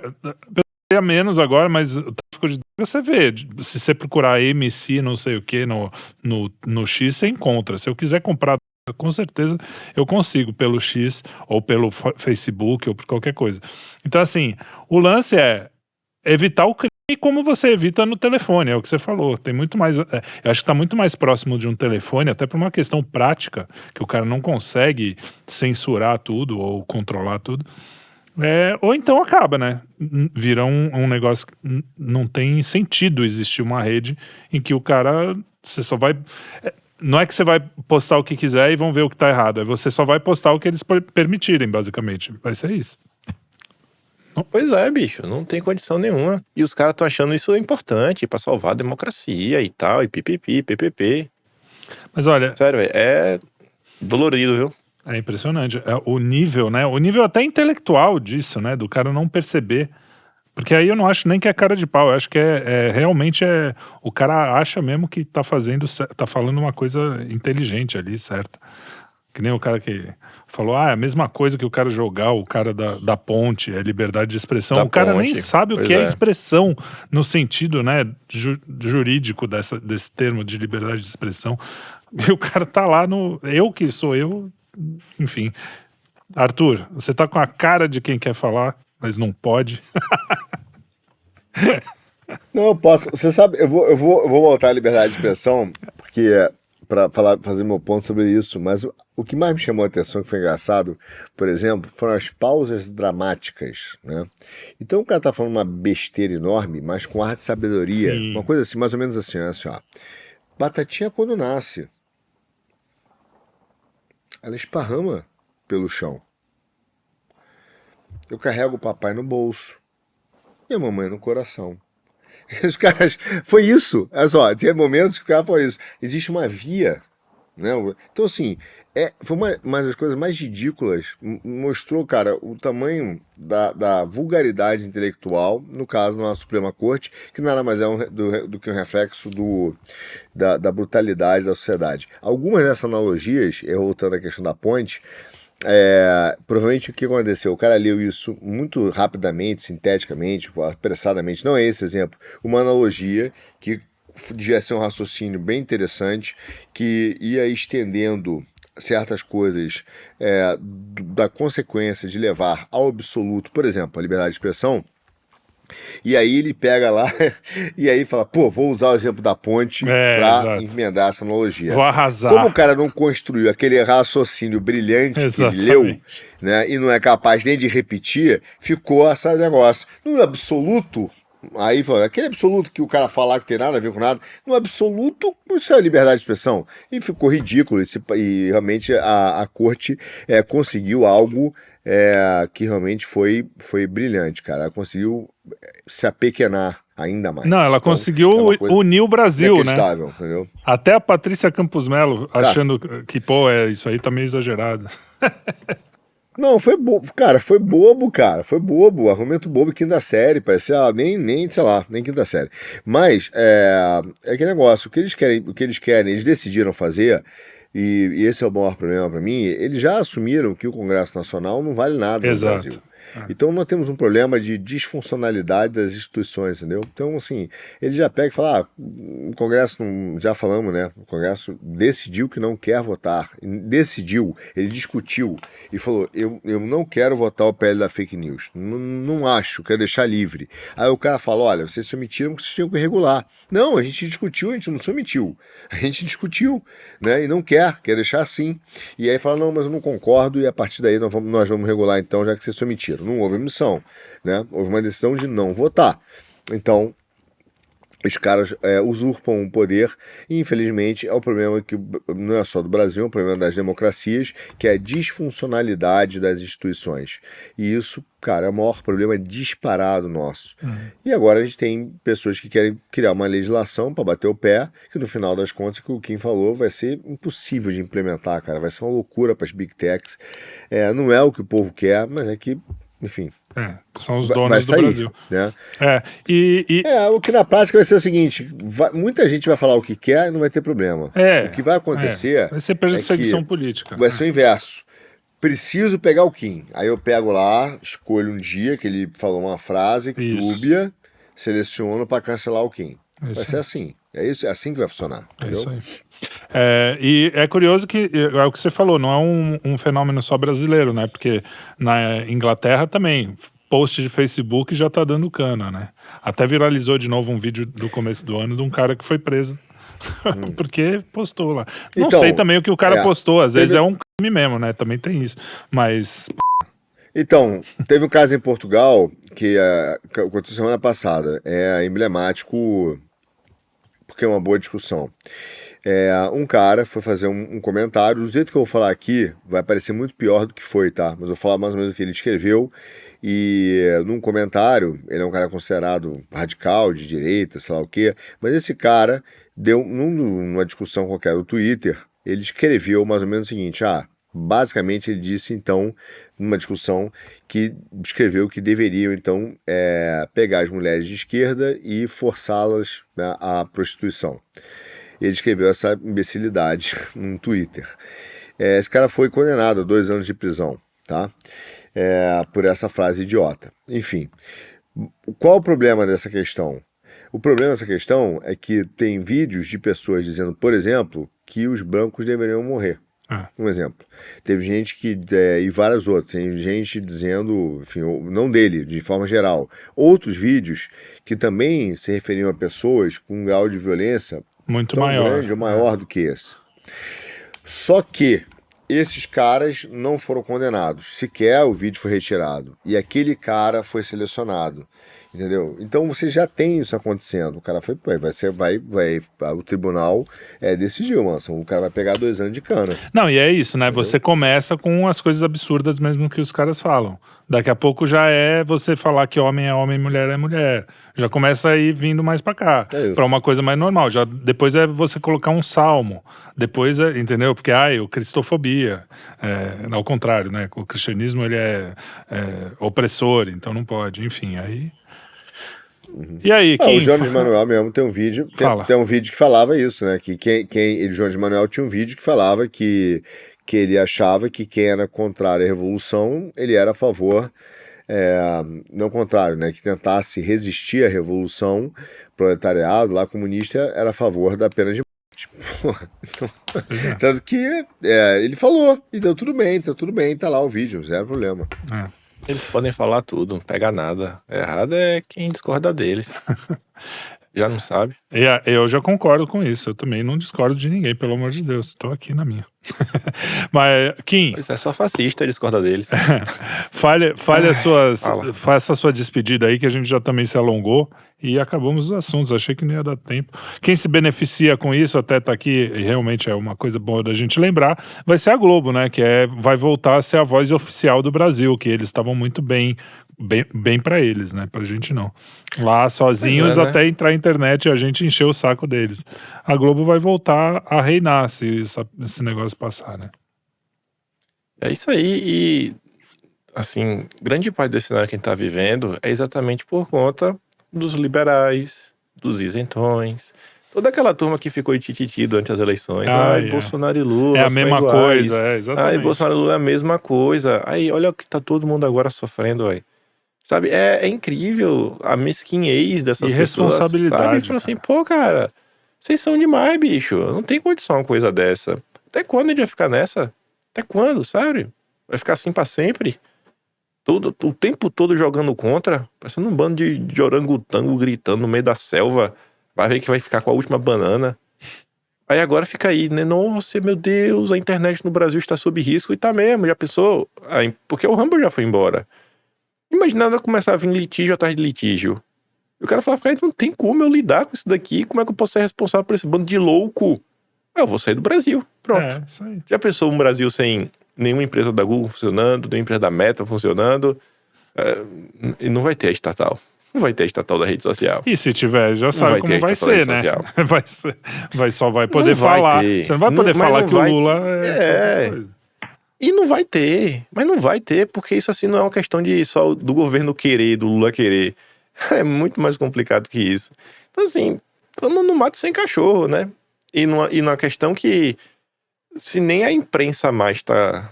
Né, parece que a imprensa se arrependeu, porque a imprensa também tem parte nisso, né? Eles apoiaram tudo que estava acontecendo. E agora? Como é que fica? Como é que fica agora?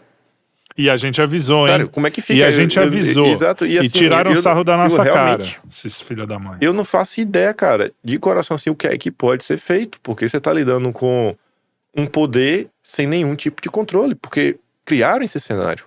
Deram todo esse poder, essa autonomia. Foi dada por eles atrás agora. Mesmo. Como? Exatamente. Como? Pedindo, por favor, não façam mais isso? Estamos perdidos, bicho. Nesse ponto aí, liberdade de expressão, a gente não tem nenhuma... Nos próximos anos aí, eu não vejo nenhuma chance de melhorar. Só vai continuar piorando. Vamos voltar pro mimeógrafo. O Kim não era nascido na época do mimeógrafo. Não era, não. Muito bem. Arthur, quer falar alguma coisa de saideira? Dá um tchau aí pro pessoal. Não, tchau. Concordo com o Kim. Acho que a gente vai viver... Cara, uma época cada vez de maior repressão e controle da linguagem, da redução da liberdade de expressão. Mas Deus está no comando de tudo. E se a gente vai ver essa época, é porque o Senhor assim determinou e vai nos dar força para passar por ela. Então, é isso aí. É uma época que dá preocupação, mas não tira a minha esperança. É isso. Tô contigo. E eu quero dar aqui boa noite a todos. Boa noite pra nós, né? O Arthur ainda é boa noite, ou já amanheceu aí. Tá. O meu bom dia, são 3h15 da manhã aqui, ainda tá escuro, tem uma briga na rua. Depois aí. Conta mas o que aconteceu, manda no grupo. Vou mandar no grupo fotos. Valeu, Kim, obrigado a vocês que estão nos assistindo, foi muito legal estar com vocês. Muito obrigado, assistam os nossos outros programas na nossa programação, no estúdio Quinto Elemento, e eu vejo vocês nos próximos programas também, porque tem vários, e puxando o fio próximo que vocês vão ver vai estar muito longe. Então, até os próximos programas. Um grande abraço.